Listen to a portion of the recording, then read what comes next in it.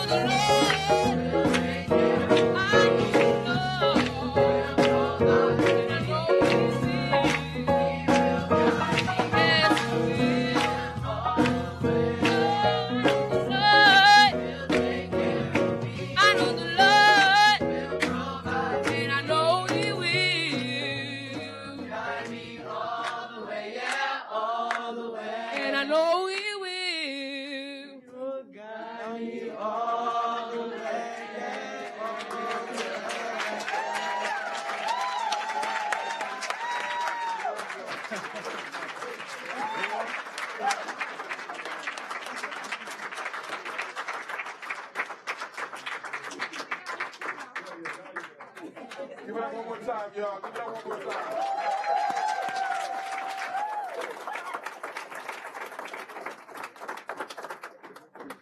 Wow, them young people, something, ain't they? Man, I'm taking back there, ain't they? Bishop, they get your approval, Bishop? Bishop gets it, they get it? All right, we're in commercial break right now. DETV has been Delaware's premium provider of creative digital and broadcasting solutions that bridges communities and connects people. We create great stories for all audiences. We deliver independent news throughout Delaware. We are digital platform innovators. And we develop marketing and sales solutions so you can stay connected to your audience. Now, why do we do what we do here on DETV? We do it because we care. So, keep watching and follow us on all of our social media platforms. Remember, DETV, online, on air, on time.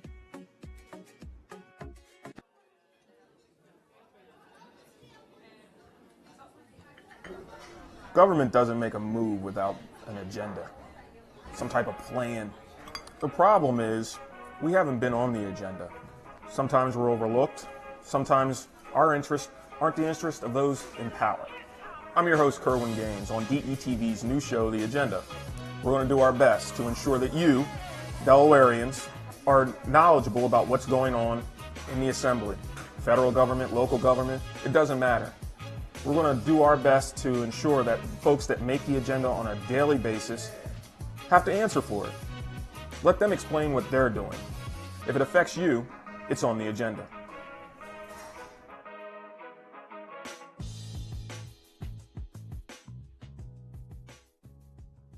Welcome back, Jack. What do you think so far? Oh my gosh, the choir was amazing. Those soloists hit every note. I was really inspired. So glad they're here. Oh my gosh, I think, and this is one of the reasons why JPMorgan, the city of Wilmington, why we do it for the next generation, right? For the next generation. And they definitely blessed us. So again, we're here at JPMorgan Chase & Company with the Black History Month event. Are you everyone having a good time? Yeah. All right. So we have a very special guest. We have some amazing panelists here to talk about their experience and what they've been doing and what they're up to and what's next. Yes. Jack, I have to ask you, why did you find fit to put this event together like this time around? Well, JPMorgan Chase is emerging as a community bank, and we are here in zip code 19801 in downtown Wilmington, just blocks away from deep pockets of concentrated poverty. Mm-hmm. And so Black History Month really inspired me to think about how we can align our interest and bring and welcome community residents, community individuals into the building to share with them what we're doing and our efforts to really build these inclusive economies. And so this panel is really focused on Black small developers, contractors, and real estate investors to expose thriving companies, to share resources that JPMorgan Chase has, and to really have a dialogue about how we can further support small businesses of color. Love it, love it, love it. So we're just going to see you raise your hand for me when we call your name so people can know how amazing you are and who you are. Yes, we're actually going to help introduce. So our program is run a little bit long. And so we are going to condense this a little bit so that we can really get into the meat of the conversation. And so I'll start. I'll start with Nasser. So this is Nasser Mohammed.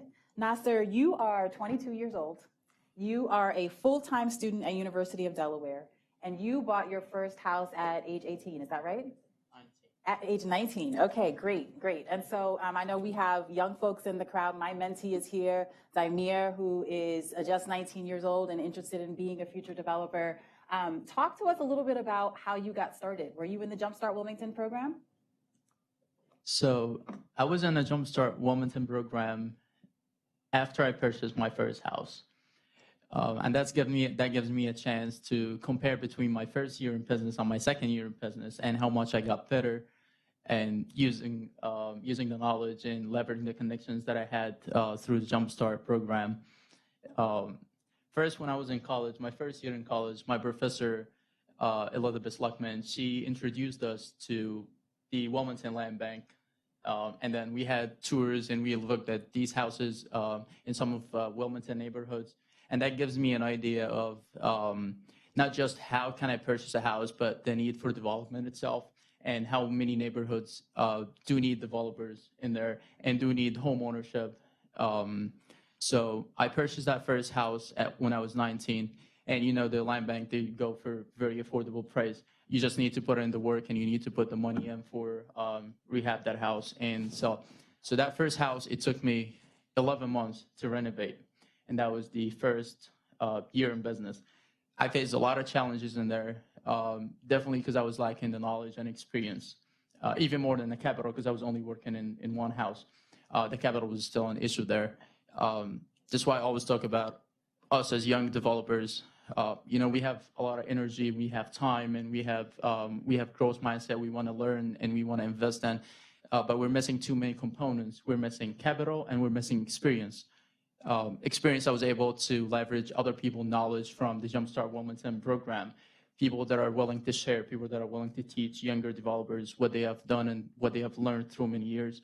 And capital, I was also using, I was also able to leverage scenarios, investments, and developing. So that was it for the first house. And we're going to just stop you right there. That's perfect. And you hit on a number of key gems that we're going to double click on: knowledge and access to capital. Right. Thank you. Love it. Alicia, you and I talked offline a lot for years now, and I was so fascinated with your story of how you used to work at the bank, and I think you had a Honda Accord. How did you get started in real estate? Because when you look back, a lot of people don't see where you came from, but they look at you right now. So how did you get started in real estate? Awesome. Well, hi, everyone. My name is Alicia Cooper Wells. And if you guys look out the window behind the 4th Street Police Station, that's where I got started. I was a single mom living in the subsidized housing. So this is actually a full circle moment for me. Thank you so much to be here today. Thank you. And my first house that I bought was actually on Walnut Street behind the MBNA building. So how I got started, I'm going to actually fast forward. I now own 103 properties from somebody who lived right there behind the 4th Street Police Station in subsidized housing and was told that I couldn't do it. So I hope that inspires everyone today, but I do want to say how, because I love actionable steps. So if you guys don't mind, if you have pens, paper, it wouldn't be right if I didn't do it this way, because it takes a plan to make it happen. So what I like to focus on is the 4 C's of underwriting, so that you never feel like a bank doesn't want to lend you money. They want to lend you money. They only make money from lending you money. So it's not a personal thing. It's often that we're missing a couple of those C's, one of those C's. And if you view those C's as a stool, like a chair that I'm sitting on now, there's 4 legs here. The best is if you have all 4 legs. But when you have great partners, you might be able to make it happen with 3. If you got really good core muscles, 2 might work, but 1 isn't gonna cut it. So what those 3 are credit, number 1. Everyone hates that, but it's just an illustration of character. So it doesn't have to be perfect credit. It's simply when you found yourself in a jam, because I'm telling you, I was a single mom living over there. I took a $1 raise all from the bank, and they cut all my subsidies. So I found myself in a jam, and I got through it. But how did you rebound? That's why credit is that character picture. The second thing is your capacity. And that simply is what we hear. You guys have probably heard your debt to income ratio. So even though the lender may not know all the debt you have, it really comes down to if you can come to the lender with knowing what your affordability is. For me, I remember when they first approved me for a mortgage, they didn't know I was paying $500 a month for childcare. So it's about being in control of your finances, but again, having that plan. No one likes to hear that, but that is so important.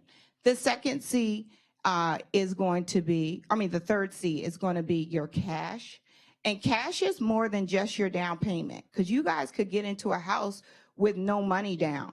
But do you have the magic word, which is called reserves? That's money that's still left over in your bank account after you purchase the property, particularly if you're going to be purchasing in areas with distressed properties. Chases make a huge commitment to invest in what we would call disinvested neighborhoods, but you might not be able to find more money. They might have gave you enough, because I hear people keep asking for more money. I got in the pot. And you have to know how to get access to those. And all of you here are creative and resourceful, and you'll make it happen. But if you stick to the plan and keep your credit and the capacity components, it's easier to find more capital to put into the deal. And then the fourth one that I'm going to mention is collateral. So there is a misconception that it's easier to sometimes buy a property that's in a really bad shape, not in a bad neighborhood, but in really bad shape, meaning I think the young lady brought it up, like they should tear it down.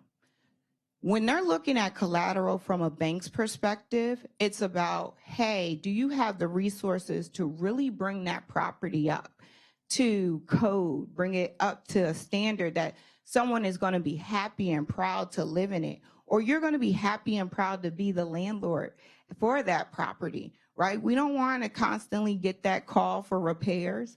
So I want you guys to think about the collateral that you're buying.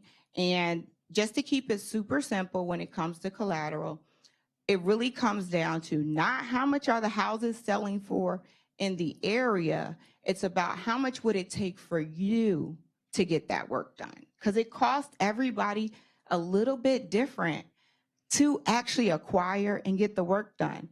I'm part of the National Association of Black Women in Construction, but guess what? I don't know how to swing a hammer. So it's more expensive for me because I have to find talent. I have to find GCs to work these jobs because I'm not the one equipped in that place. But if I put my plan together, it always works. I'm telling you, always, because it's going to be tough, but I promise it's one house at a time.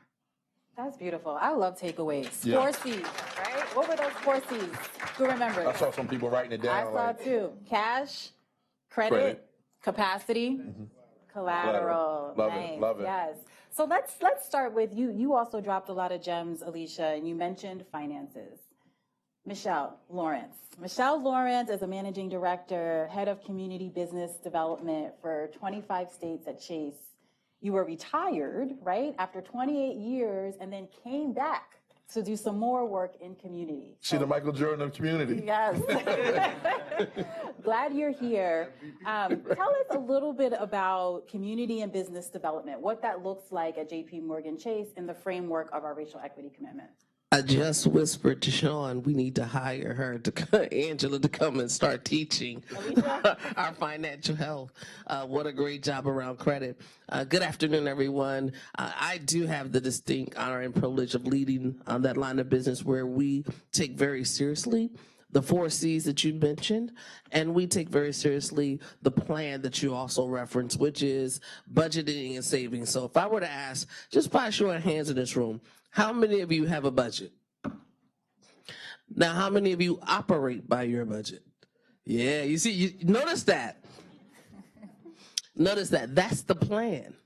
And so we take it very seriously that if we equip folks to understand that having the budget, managing to the budget, allows you to get to 103 houses.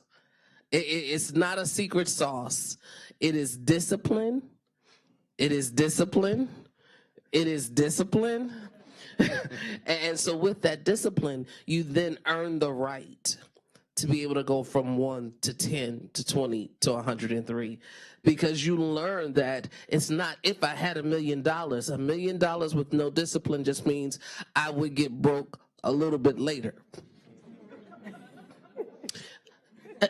Powerball. How many times have we seen people win the Powerball and we're like, and they won multiple millions in less than 2 years, and we're saying, what happened? It's because they didn't have the discipline and the plan. And so it's not how do I get the money, it's do I have the discipline in managing it when I do get it. So my behaviors around $1 which is what we teach. If you save $1 a day, right, Darren? Where's Darren Wilson? We say $1 a day is $365 a year. So if I have the discipline for $365, then I'll have the discipline if it becomes $2 a day. So that's the importance of what we do in every community. And Tom Horn, I'm not going to embarrass him right now, but he does. He is so serious about our commitment to getting out and making sure that this message is a part of every community we're in, that he signs up. He's like, Michelle, where's the community center? And when are we going to get one in Delaware? So he was on it. And that is also what's different from us. We have 17 community centers. That means you walk into 17 of our branches, there is an actual place where we host workshops for free. You do not have to be a customer, and we teach you these fundamentals with the intentionality that we are breaking generational curses and we are setting you up for opportunities to begin building legacy wealth. That's beautiful, Michelle. Yeah. And that's important. That's important. Because, where we come from, where I come from, and some other people in this community, we're not taught how to be empowered by finances or even manage finances, right? You get $1, you burn $1. So that's very important, especially for business owners. How many business owners do we have here? Oh, wow. So this question is for Daniel. For James. James, you work in the mayor's office, right? Can you talk to us a little bit about technical assistance that you have for business owners in the city of Wilmington?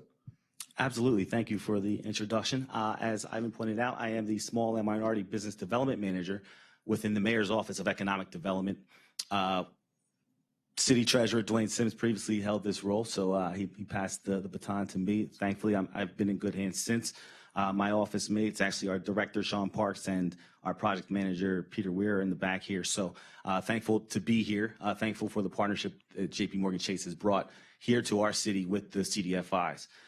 In terms of some of the mentorship that we support, our office, it's a fairly small office, but we get involved with the community, with business owners, by really working with the ecosystem of partners that we have. We are very fortunate here in the city of Wilmington to have some really great organizations, most of which I see here today, like Wilmington Alliance, True Access Capital, obviously, the neighborhood partners, among many others. So including the Small Business Development Center, which is a huge resource for small business owners. They provide free resources, free business plan writing, free guidance for new business owners. So we really try to be the liaison between many of these programs. Many of these programs have taken the resources that were put forth by the Equitable CDFI partnership and have really put them to good use. These organizations know the communities that they're serving. They work closely with business owners and residents in a number of ways. But generally, we look to that ecosystem to help provide services. In my role, I'm fortunate that I get to meet a lot of great business owners, a lot of great entrepreneurs, people who are just looking to learn information or to gain resources that the city has to offer. And, I think at the end of the day, we try to connect dots as best we can. So we also do provide, as much insight and guidance as we can. Obviously, being a government department, we have information generally that, that can help business owners. We can make connections between different departments, whether it be challenges with L&I, fire marshals, you name it, in your process and what your business may be experiencing. We can also, we can often help to make connections to help overcome hurdles or challenges and to generally provide some good guidance for business owners. So there's a lot that we do internally as well. But in general, our office works with businesses of all sizes, large and small. My role primarily focuses on the small and minority businesses. When I started my business out of my basement, right, I had a conversation with one of the developers here in the city of Wilmington, and I said, where do you see Wilmington in the next 5 years, the next 10 years? And then I built my model around that. Wayne Gretzky said, I'm great because I skate where the puck is going to be. Can you tell me where Wilmington is going to be, where you see Wilmington from your vantage point in the next 5 to 10 years? Because maybe some of these business owners can build their model around the expectation. Absolutely. Good question. So I can see Wilmington becoming a destination here on the eastern kind of metropolitan area. We're perfectly positioned geographically.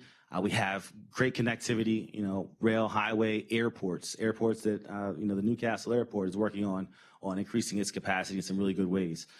We have Amtrak, we have, train stations. So I can see this being a great hub for business, a great destination where people can come, live, work, and play.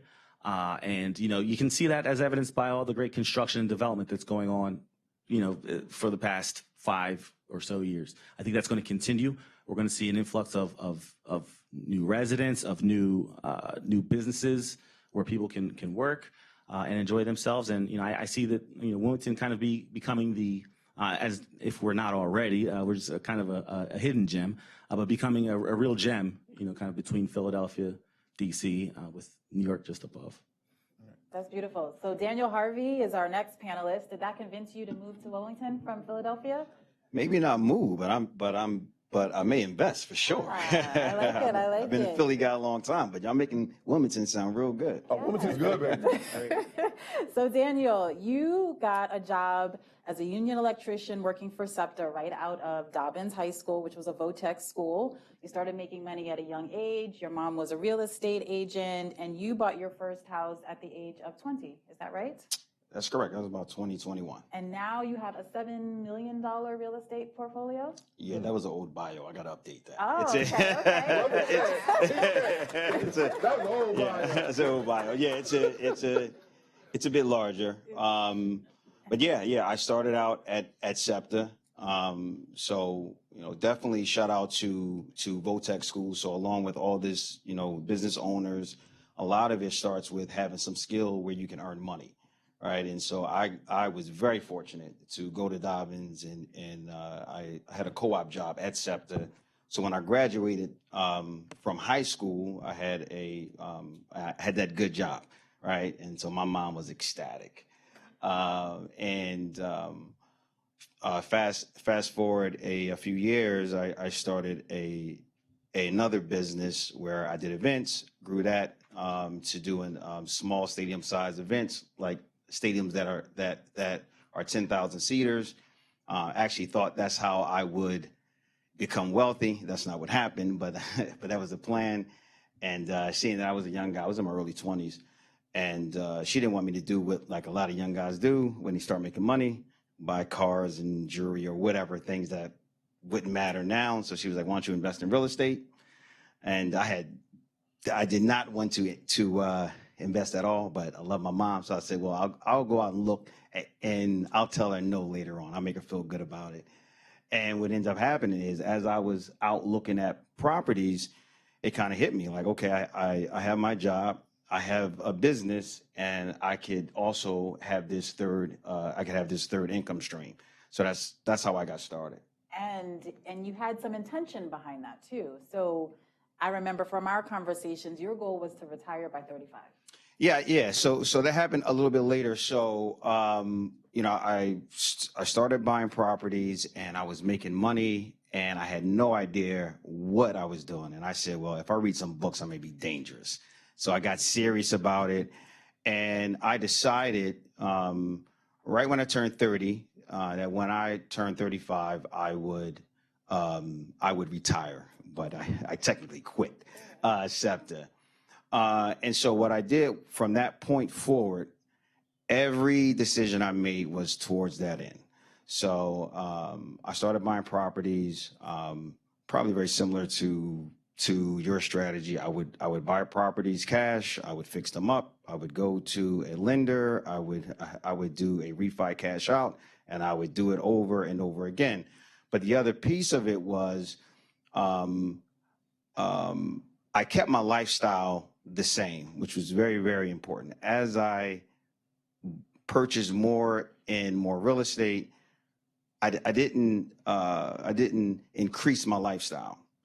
And so I was able to retire December 24th 2014. So 3 days prior to my 35th birthday, I did it.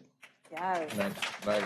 So So it sounds like we're back to that word discipline again. discipline, yes. So the gems that I pulled out were intent. Be intentional about your investment strategy, your investment plan.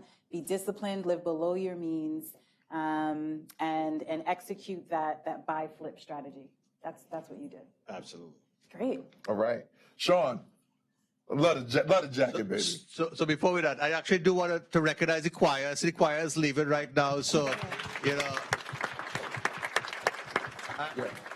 The choir was great, and I did see one lady, one young lady in that group raise her hand twice. Once for when there was a business. So before you leave, could you tell us what business you have? A bakery? Come up real quick and ask your question. Because we want to hear this real quick. Yeah, we got to recognize excellence, right? So. She had a question. She was just. And I think she was also a lady who raised her hand when we asked about the budget. Okay. Right? Okay. Yeah. We definitely. Hey, Sean, can you give her? Yeah. No, don't worry about it. We got it, bro. We on the network. So I started off in 3rd grade, and we were doing a goods and services project. And so I had it was like a group thing, but then I started doing my own thing. And I called it Sweet and Delish, and then we started baking. My friend bought the cupcakes, and I was like, oh, okay. And while the store bought, I bought it from the store, and I started baking. I searched up how to make cupcakes. And I just made a bunch of cupcakes. Everybody's like, this is good. And yeah, that's how I started it. Oh, nice. Congratulations. So question for you. Where do you see your cupcake, where do you see the business in the next couple years?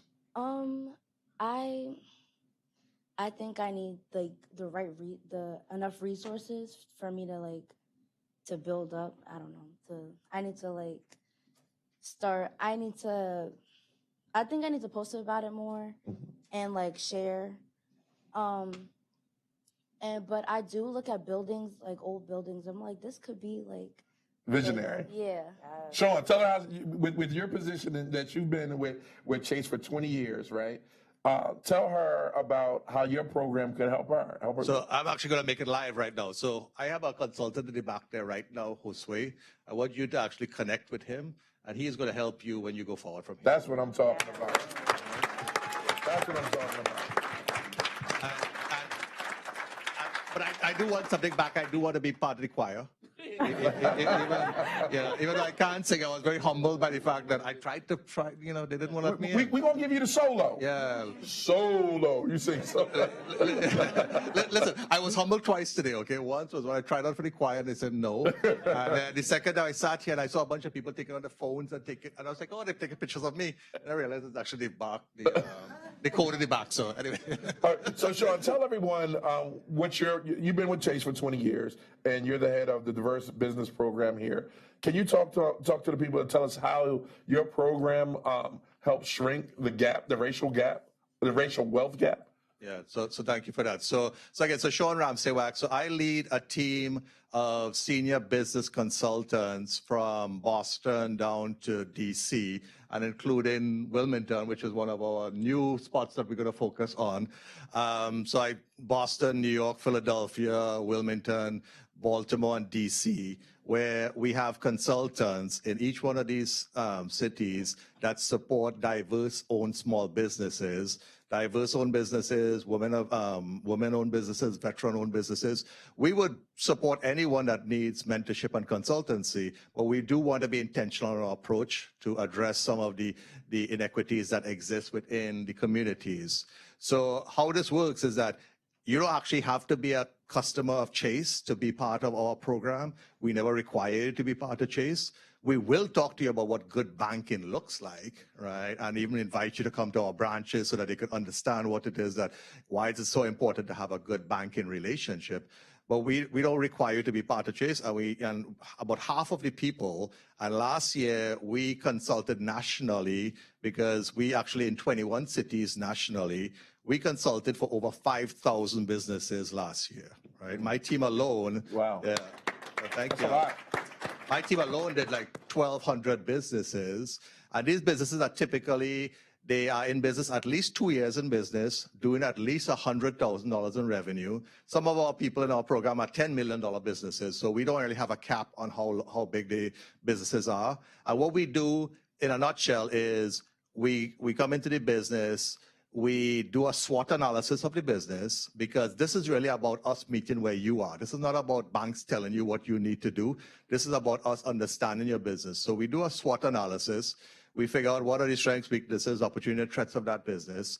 And then from there, our consultants go through our mentorship consultancy of about 4 months typically, where we focus on access to capital, cash flow, business development, organization management, and then also building a team of trusted advisors. And through that mentorship, we really figure out exactly how that business could scale, how can that business grow. And, you know, again, I like to bring things visual. So I'll just kind of share what it looks like in reality.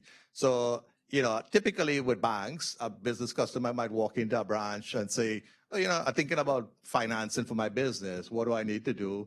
And, you know, most banks, including Chase, you'll sit to the banker, talk to them about what you need the capital for, then probably go through a loan application. If you get approved, you get approved. If not, well, you know, that's kind of the end of the road a lot of times, right?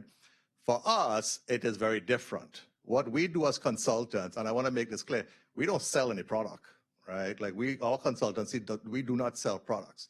What we do is we look at that business and we figure out from the opposite end of the spectrum, before we start talking about capital, let's look at intellectual capital. Let's look at your social capital.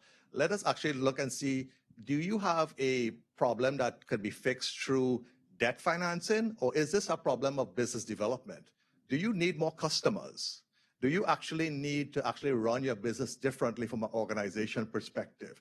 Do you need different advisors, right? These are the things that we actually focus on. Now, again, if it ends up being that you do need financial capital, we absolutely could help you from that perspective. We could show you where you could go within Chase. But to this point in this conversation here within this forum, we also let people understand what alternative lending looks like, right? In the form of CDFIs, in the form of grants, in the form of like city funding. So we do open up a lot of different avenues to people who may not qualify or may not even be interested in conventional financing, so that through these partnerships with these CDFIs, we do educate people about how CDFIs work.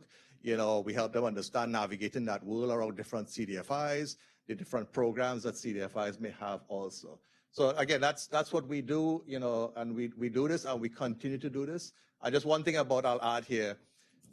We started this off 3 years ago as a little test project in Chase, 4 cities, 8 consultants. Very quickly, we grew to 21 cities.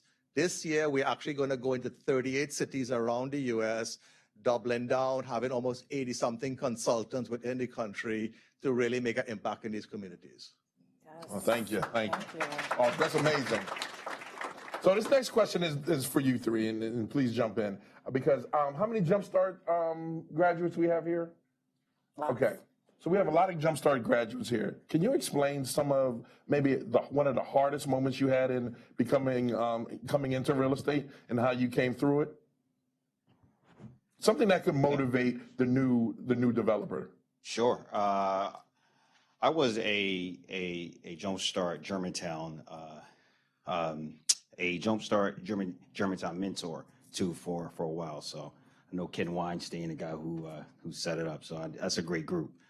So I'd say one of the hardest things that I've gone through in the business was after I left SEPTA.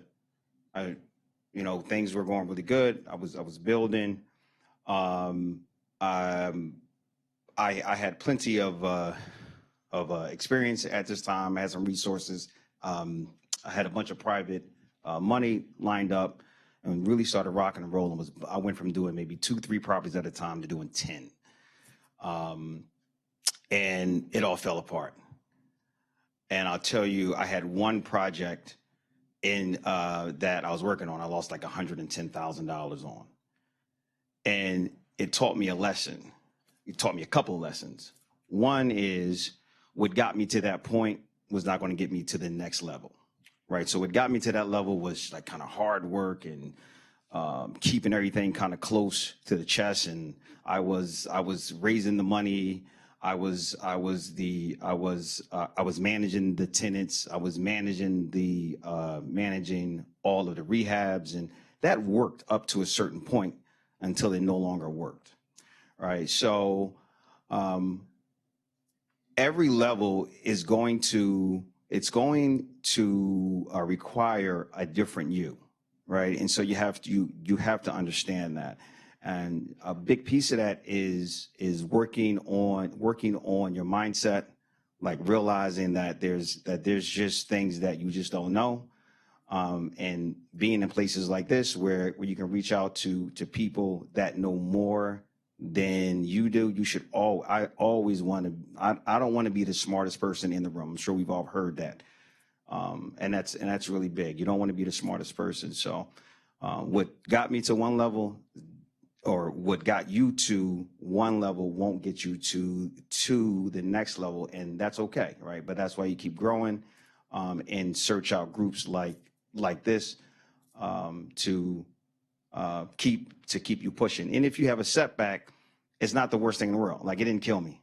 Mm-hmm. Like, growing up kind of the same way a lot of people here said, not like a lot of money, thinking even the thought of losing that much money is like you're gonna like somehow. It's like Thanos snapping his finger and you turn into ash. But that didn't happen. I mean, it sucked horribly. But I'm still here, and I learned from it. Right. I took that and I learned from it, and I did something better. So, I think. And you mentioned a theme that we've heard from several of our panelists. Surround yourself with people who know more than you, and that mentorship piece.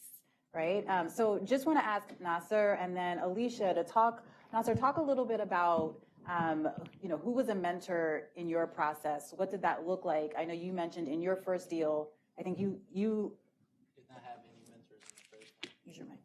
I did not have any mentors in the first one, and I had a lot of problem with that.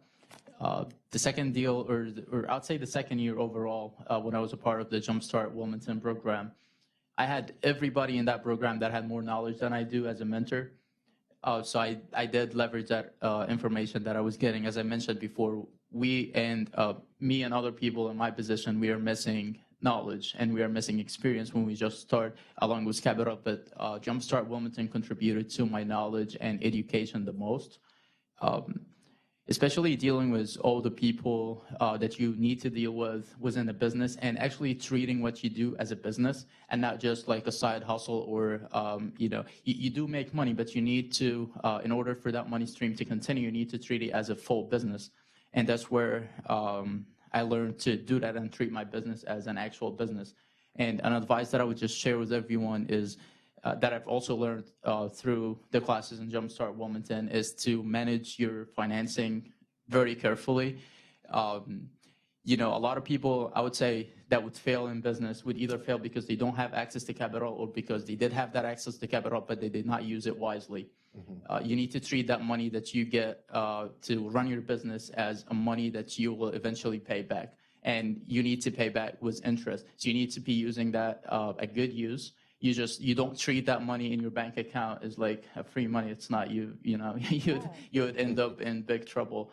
And I would say to anybody that would also start to cut the unnecessary expenses, cut 100% of the unnecessary expenses, especially us when we start the first business. We have that idea of, the business must have a really nice office, must have employees, must have that. If you go into that too early and start treating your business that are still a baby and treat it like a 10 or 15-year-old business, this is not really the way it works. I would say create value first in your business and offer that value, and that you would eventually get paid for, and then you can just scale and grow up and actually be a big business like the other ones. That's really insightful. Yeah. Wouldn't it be great if DETV and JPMorgan Chase partnered and offered this kind of information to people all over Delaware? I love that plug. Tom, what do you think, Tom? All right. Does that mean a lunch? All right. Alicia, what would you add? I think these guys have really covered, that's the obstacles of learning how to run a business. And I think often when we first get into real estate, we don't see it as a business. Like, we just jump in like, oh, I'm gonna flip houses, instead of figuring out what part of the business are we going to be in? And because I am a investor at this point. I don't swing a hammer. I keep wanting to say that because I find like people are like, oh, you got to know contractors. I'm like, I know them, but I can't share them with you because then they can't get my job done. So, and you know, when you jump in, are you going to be a landlord, right? So if you want to write this down, like know what role you want to play because it'll help you communicate with your banker a lot better or whoever you're going to get money. So are you going to be the investor? Are you going to be the contractor on the job? Are you going to be the property manager on the job? That way we can figure out together and collectively on how this is going to get funded along the way as a business because it's more than just one house being flipped. Yeah. Do you hear a lot of people say when you ask that question, what do you want to be? They were like, I want to flip. I want to be a landlord. Well, no, they don't break it down that way. They're like, I saw on HGTV that this house can get flipped a certain way. Right. And that's what made me fund my company, Biz Fund Academy, because you need coaches and mentor. So I hope you hear that consistent trend. And if you can get a free coach, because I'm telling you, I paid a lot of money for coaching. And now I have several coaches because I need one to help me on my mindset. When you have 103 properties, I'm trying to tell you, and you hear sob stories, and I was a person who had a sob story and still want to remain grateful to God for the opportunity and make sure I'm doing and being a good steward of what I have. At the same time, it plays on your mental, financially, like market conditions that you're not in control of. You know, COVID for some people was a horrible period. For real estate investors, since they thought the world was going to end and interest rates were super low, it was like Christmas for us, right? So you never know how the conditions can make a difference. And taking information from what you may have seen during COVID, I want everyone to beware when buying right now. Interest rates back then to what they are now really affects what the cost of money is. So when you're flipping, you can look and you can see like, oh, I'm going to make $200,000 on this property because I'm getting it for this amount. But you don't know how much it's going to actually cost to make that mortgage payment every month, pay your contractors, you know, and just what if it doesn't sell right away? We all hope every property will sell the next day. And having your team of professionals around you, but everybody here, if there's an opportunity for you to get free coaching and free mentorship, I'm telling you, you hop on that. And then after the 4 months, if you want to see me, I'm available. I love it. I love it. And with that being said, we're going to open the floor for Q&A real quick. Does anyone have any questions? Oh, y'all good? Yeah. Y'all good? All right. This is amazing. Wait a minute. We're going to get your microphone. Thank you. Can you stand up for me so the camera can get you? First off, this was absolutely amazing. I learned a whole lot today. I came here just kind of to be a part and support it, and I got a full education. So I appreciate you all sharing and being so honest about your experiences and what you have to offer. And to all the people in our community who've made this happen, Tom, and all of the people who Van, I'm just overwhelmed, and I'm amazed, and I'm proud to be a Wilmingtonian. My question is, how do you get past decision paralysis? How do you decide what that business is? You guys chose real estate, but there are lots of different businesses that one can enter while maintaining a full-time job, getting health benefits, and maintaining their family. How do you get started? I've been thinking about businesses for years, but I go through the financials, oh, this doesn't make sense. It's really hard to find a business that actually makes money. The YouTubers are talking about all this money that can be made, but it is really hard when you actually get in the spreadsheet and you go, that doesn't add up. How do you get past that? I'll jump in. I'm going to say for most businesses don't make money, but if you can lead first with passion, that's the most important part. For me, I wear this key around my neck. This is my grandmother's house key, so I walk with my ancestors daily. And I've been charged, like, I feel like, to make sure everyone has the keys. Knowledge empowers you. So I didn't want to ever be in a position of being homeless again. I never wanted to be in a position that I wouldn't have if someone else needed. So was I profitable at the beginning? Heck no. Heck no. I kept my job, kept my benefits, because I couldn't just jump out there. I had a child to take care of, and full transparency, with a baby dad that I could not find. So I needed to make a decision on what was going to keep me motivated, which was the passion piece, but also keep food on the table. So having the analysis paralysis, if you're led strictly by profit, it won't work. If I could add one thing there. So even from like a finance perspective, one of the things that model is a benefit to you is that if you just quit your job and try to open a business and you're looking for financing, it's going to be a problem because you're not going to have any money to lend against, right? But if you actually have a job and you run a business and you're looking for money, the banks can look at total income. So the money that you're making from your job could actually be used as an offset to actually get a business loan. So it makes sense from that perspective too. Yeah, so one of the things that I would add outside of the finances is mindset. So what's driving you? Where's that fear coming from? Because a lot of times we've been raised with fear and well, I don't want to lose. And so sometimes we have to check that first. So even before we can start to think about making any money, one of the biggest things we didn't really get a chance to talk about this here that I had to work on to even get to this place now was my mind. So before the skill sets, because if I had the same mindset, none of these skill sets would have helped me, right? Because I would have kept myself back. I was extremely fearful when I was leaving that good job that I was at 18 years. Right? There were a ton of things that could go wrong, but what if it goes right? And what is it about my mindset, maybe, or your mindset, or anybody's mindset that's driving them to the idea that things won't work out all the time? So I would dig into the mindset piece of it, right? And that's for everybody, right? Your money will never exceed your mindset. Right? I think that was Jim Rohn that said something on those lines. But that's super, super important. As you move up, your mindset has to move up, right? Has to, which means a lot of times you have to be very careful about who you are around because people will speak fear into you. So when I decided I was going to leave SEPTA, I decided at 30, I left at 35. I didn't tell anybody until about 3 months out.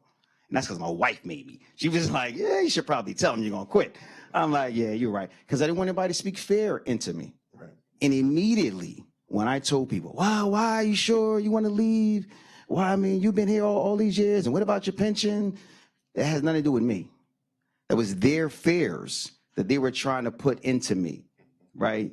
That's how they felt about it. And if I'd have got that years earlier, I'm sure it would have affected how I moved. So just think about that mindset piece, but that's basically for everybody. The mindset is super, super important. All right. Any other questions? We got one right up in the back. Yes, thank you all so much. We've been hearing a lot about... Stand up for me. Good afternoon, everyone. Joel Amin with Sinair. We've been hearing a lot about the lack of skilled trades workers, and in particular, the age of them. So how is that issue affecting your businesses, and what is your strategy to deal with this, to address this? Yeah, so that's really big. There was a push for a long time to kind of get kids out of trade and, kind of push them into college. And now they're starting to bear fruit, kind of, but in some negative ways too, because there's not enough people to go into the trades. So when things were really booming, it was hard to find contractors. So to the point that you made earlier, if you had a good contractor, they were like gold. Like, there's no way in the world I'm sharing this person with you, right? So some of the ways that I work with that is I work with my old school, Dobbins. I try to go there. I speak to the kids. I let them know how having those skill sets help me out, because sometimes the world will try to frame your life for you. Like, if you're a blue collar guy, this is your life. It's like, no, you can have a blue collar job and you can still learn and read, and you can be involved in business. You are not in a box, right? So you can take those skill sets to make money, take that money and invest. So, I mean, I would say just getting in front of younger people and advising them that there's nothing that is dishonorable about working with your hands. There's nothing bad about that, right? And I like to use my own life experience to show them, hey, you can use those skills to go ahead and basically finance your life, because that's what I did. I would go to a bank, and I had a full-time job that I've been working at for 10 years, making good money. So it made that approval process for them a lot easier. So it's about putting a lot of these pieces and creating your own roadmap. That's what I think. Awesome. Any other questions? I wanted to say something. Oh, go ahead. I'm sorry. Shameless plug to NABWIC, which is the National Association of Black Women in Construction. If you guys have a chapter in your area, that is a great place to find up-and-coming contractors who need an opportunity to get started. They may have recently graduated from a trade school. It isn't just women, but there's men as well. And I'm part of that organization, so if you need information on that, so I go to them. Just like you said, you have to go back into your community. We have to create a healthy community, and that's making sure that we're helping the people around us. But sometimes you just don't know where to go. And then the nerd in me, or the banker businesses, I'm really big on making sure my contractor takes these same steps, right? We need to have a plan as well. So I'm gonna give you another set of 4 C's. When you're picking a contractor, I like to see their credit.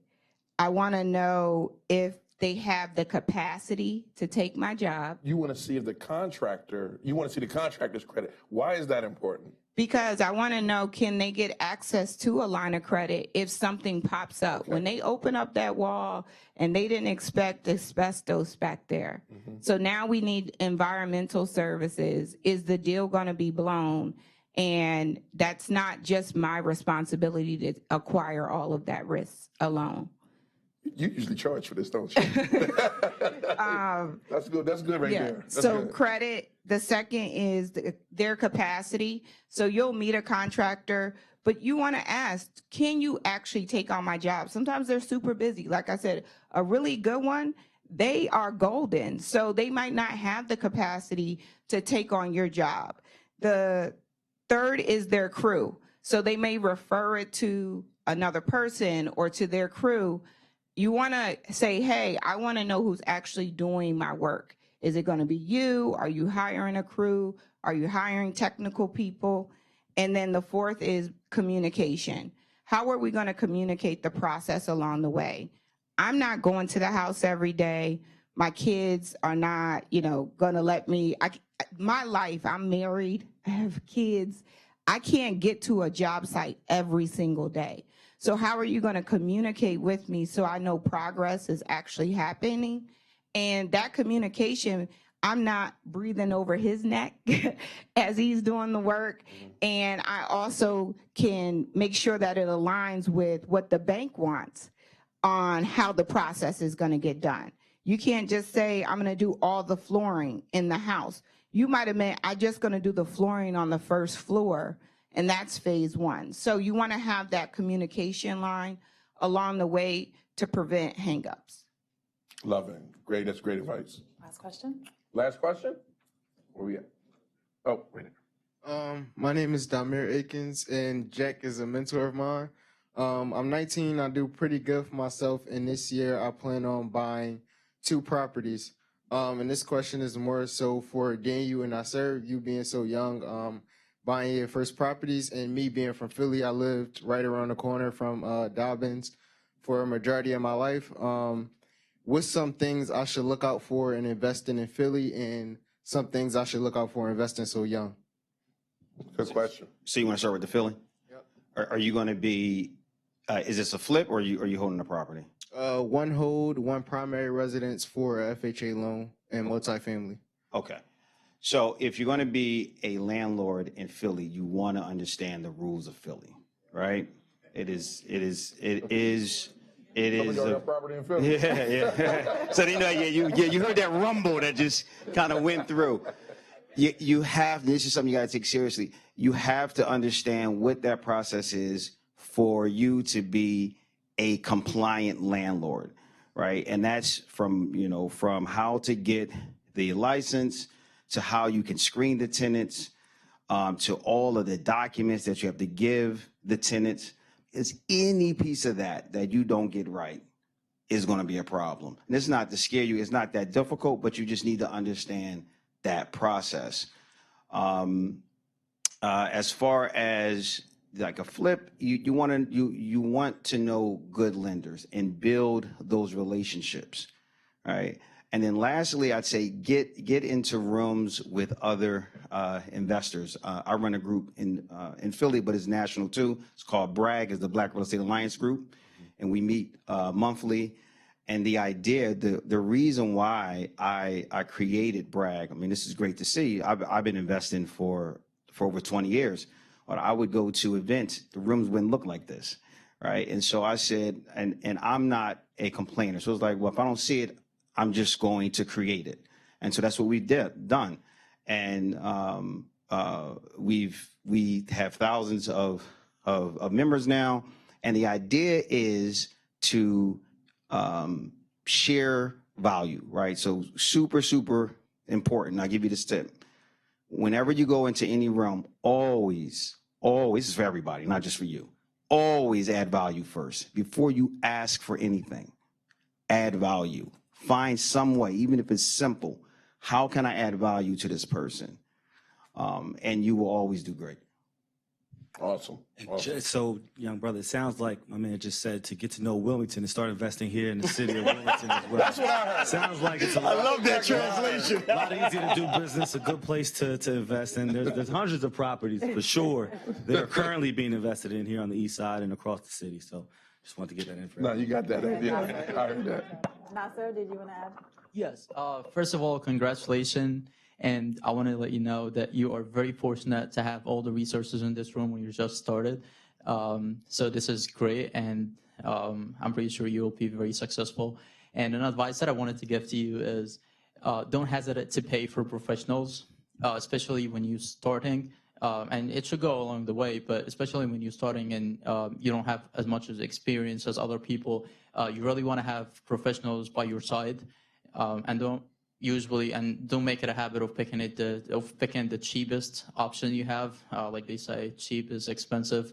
You don't want to do that. You don't want to end up doing a job twice. You don't want to end up firing 3-4 contractors in the middle of a job. I did the same mistake when I started on my first project because I thought the main thing I needed to do was to save money on every corner, and that costed me time. That costed me a lot of time. I've spent a whole year renovating one house just to save $500 here and $1,000 there and $1,500 here. Meanwhile, I could have ended that in 3-4 months and did the second, did the third was in that same year and probably doubled or tripled my net income at the end of the year. So I would say always go for professionals. Don't hesitate. That's all right. a gem. Wow. Hashtag cheap is expensive. Yeah, I like cheap that. is expensive. Yes. You remember back in the early '90s, people used to put stuff on the side of their car. We'll put that right on mine. Cheap is expensive. All right. Time's up. Yes. All right. So we're going to close out real quick. So real quick, can you give a word of advice, real quick? Sure. It is possible. So if you want to get involved with real estate or business, it is actually possible as long as you put the work in, work on your mindset, and get around a good group of people, which you have here. It's possible. Awesome. Awesome. I'm going to say in order to make impact, you have to disrupt. So remember, things that were once legal didn't mean they were right. Slavery was once legal. Somebody had to break the rules for that to no longer be a law. So don't be afraid of the rules. And I want to acknowledge it takes risk to get rich. So you're going to have to take risks, but there are more calculated ways to jump out there. Beautiful, beautiful. I would say find your why, or find the reason behind everything you do. It's really going to make things easier, and it's going to light up your way and tell you exactly what you need to do. For example, if your reason is your family, you would do things that you probably wouldn't do if your reason was just you want fancy cars. If you're married and you have kids and your reason was your kids, you probably have a different approach of real estate, that you want to leave your kids with, a fortune. You want to leave that generation wealth going. So I would really say find your why and define your reason and make it very clear. It's going to define everything else that you do. I would say get prepared. So do your research, learn other businesses and meet other entrepreneurs who are doing business such as yours to learn their lessons. I would say ask for help, right? Don't be afraid to ask for help. Seek help amongst the other organizations that are available, amongst other businesses. Look for opportunities to partner and work together. You can go a long way by working together, a lot further than you can on your own, especially as you're getting started. And I guess lastly, do business here in the city of Wilmington. It's a great place to invest right now. I can't overemphasize that.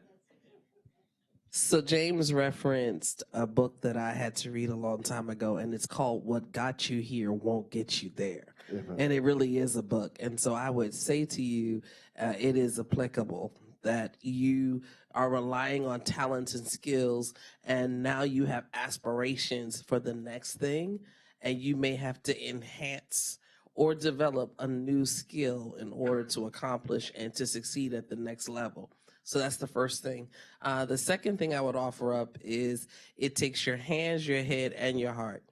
Don't lean in too much on one and forget about the others. There's a delicate balance to how you're going to make the decision and how you're going to succeed at that next level.